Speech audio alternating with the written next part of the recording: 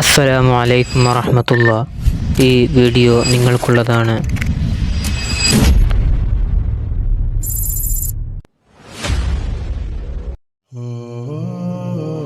മുത്തനബി സല്ലല്ലാഹു അലൈഹി വസല്ലമ തങ്ങൾ പറഞ്ഞതായി ആയിഷ ബീവി റളിയല്ലാഹു അൻഹ റിപ്പോർട്ട് ചെയ്യുന്നു.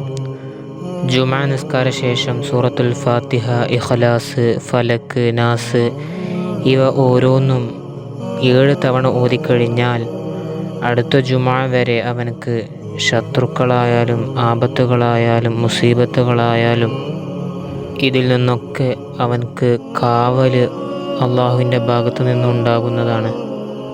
ഇതിലൂടെ ഒരുപാട് പ്രതിഫലം നമുക്ക് ലഭിക്കുന്നതാണ്.